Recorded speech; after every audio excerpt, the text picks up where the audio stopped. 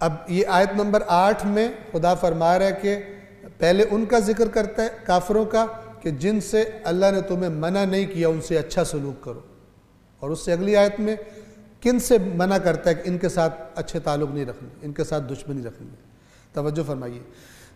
آیت نمبر 8، جن لوگوں نے دین کے بارے میں تم سے جنگ نہیں کی اور نہ ہی تمہیں تمہارے گھروں سے نکالا، یہ مکے سے نکالا تھا ان کو،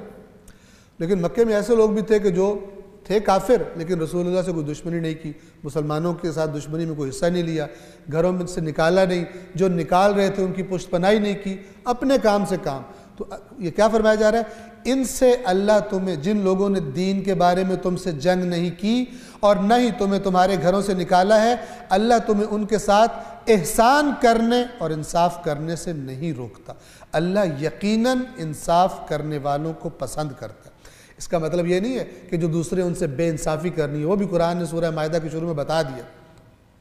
وَلَا يَجْرِمَنَّكُمْ شَنَآنُ قَوْمٍ عَلَىٰ أَلَّا تَعْدِلُوا اعْدِلُوا هُوَ أَقْرَبُ لِلتَّقْوَىٰ، کہ کسی قوم کی دشمنی تمہیں اس طرف نہ لے جائے کہ تم ان کے ساتھ عدل نہ کرو، عدل کرو یہ تقویٰ کے قریب ہے۔ کافر سے بھی مسلمان ظلم و زیادتی نہیں کر سکتا، لیکن یہاں پہ انصاف کا تذکرہ کیوں کیا ہے کہ یہ ایک اچھا سلوک تو کرنا ہی ہے، لیکن ان کے ساتھ بھی مثلاً بعض دفعہ جب انسان فاتح بن کر آتا ہے، طاقتور بن کے، تو پھر اس اپنی طاقت کے نشے میں بعض دفعہ بے انصافیاں کر دیتا ہے۔ اچھا سلوک بھی اور انصاف تو پھر سب کے ساتھ کرنا۔ اللہ تو یقیناً تمہیں ایسے لوگوں سے دوستی کرنے سے روکتا ہے جنہوں نے دین کے معاملے میں تم سے جنگ کی۔ تمہاری اور ان کی دشمنی اور جنگ کی وجہ کیا ہے؟ دین۔ وہ دین کے دشمن، ورنہ تمہارے دشمن نہیں ہیں، انہیں اسلام سے دشمنی ہے۔ تم دین چھوڑ دو وہ تمہیں گلے سے لگا لیں گے، تم دین نہیں چھوڑو گے وہ ہر چال تمہارے خلاف چلے گی۔ لہٰذا بھی کچھ جو ظاہر بات ہے کہ جو پیسے لیتے بھی ہیں اور چیزیں لیتے ہیں، وہ آہستہ آہستہ ان کے احکامات بھی لیتے ہیں۔ مثلاً وہ فنڈ کرتے ہیں، آپ کے ملک کو ایجوکیشن کی اتنا فنڈ دے رہے ہیں، ساتھ وہ کہتے ہیں ہاں آپ کی بچیوں کو نا، اگلی نسل والی بچیوں کو ڈانس بھی آپ نے اسکولوں میں سکھانا ہے، اور کپڑے بھی آپ نے اس طرح کم کرنے ہیں، اور مکسنگ بھی آپ نے اس طرح کرنی ہے، تب ہم آپ کو پیسے دیں گے۔ تو یہ پیسوں کے شوق میں اپنی مثلاً اپنی اقدار اور ویلیوز کا سودا کر لیتے ہیں، اور بڑے فخر کرتے ہیں جب اس کے بعد جو کچھ رسول اللہ نے سکھایا، دین اسلام نے سکھایا، اس شرم و حیا سے عاری ہو کر اور اپنے آپ کو بڑا پڑھا لکھا سمجھ کر اور بڑا فخر کرتے ہیں کہ ہم نے بہت اچھے کام کر لیے۔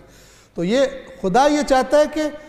اچھا سلوک کرو، لیکن تمہارے پاس خدا کا دین ہے، تمہارے پاس وحی کی رہنمائی ہے، تم ان کی نجات کا سبب بنو، اور اگر تم ان کو اپنے اوپر مسلط کر لو گے تو پھر قرآن مجید بھرا پڑا ہے کہ اگر تم ایسا کرو گے، اس دین کے آنے کے بعد تم اہل کتاب کی باتیں مان لو گے تو وہ تمہیں دوبارہ کافر کر دیں گے۔ اور کتنے لوگ ہیں ہمارے مسلمانوں میں کہ وہ اقبال کے بقول وضع میں تم ہو نصارہ تو تمدن میں ہنود، یہ مسلمان ہیں جنہیں دیکھ کے شرمائیں یہود۔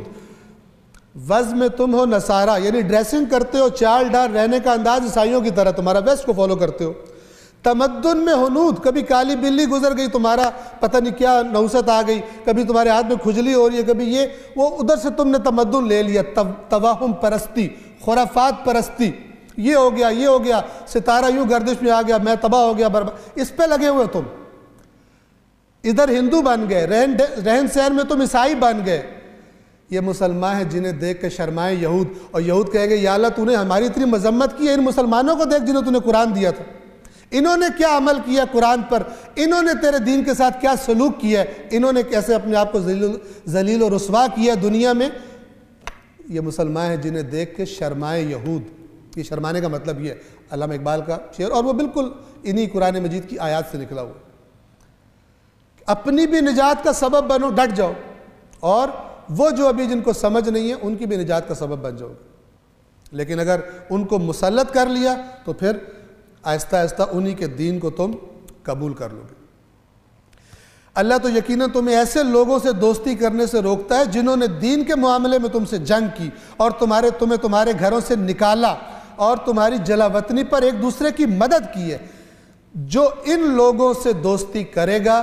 وہی لوگ ظالم ہیں۔ آج یہ فارن پالیسی ہے مسلمانوں کی اور مسلمان ممالک کی، اور آج مسلمانوں کو جو مار رہے ہیں مثلا تو وہ ان کو مارنے والوں کے ساتھ